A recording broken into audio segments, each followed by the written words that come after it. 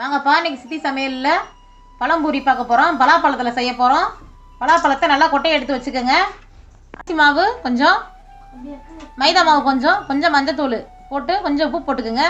1 spoon ஜீனி போட்டு நல்லா மாவை நல்லா கலக்கி வச்சுக்கோங்க. இப்போ எண்ணெய் சூடாயிருச்சு. இப்போ நம்ம பாருங்கள், நம்ம பழம்பூரி பண்ணுறது பலாப்பழத்தில் முக்கி இப்போ போட போகிறோம். பாருங்கள் வாங்க.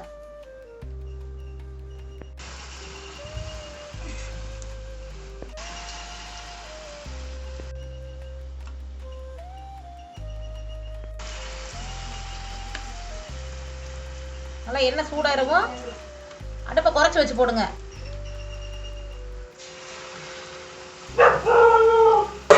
பழம்பொரி நல்லா எப்படி வந்திருக்குன்னு பாருங்க. இப்போ வாங்க பரட்டி விட்டுக்குருவோம். பாருங்க எப்படி இருக்குன்னு பாருங்க. சூப்பராக இருக்கும் பார்க்கவே. நான் சொல்கிற அளவில் பண்ணுங்க, செம்ம டேஸ்ட்டாக இருக்கும். வாங்கப்பா, பழம்பொரி ரெடி ஆயிடுச்சு. 2 நிமிஷத்தில் செஞ்சிடலாம். நீங்களும் உங்கள் வீட்டில் செஞ்சு பாருங்கள். லைக் பண்ணுங்கள், ஷேர் பண்ணுங்கள், சப்ஸ்கிரைப் பண்ணுங்கள்.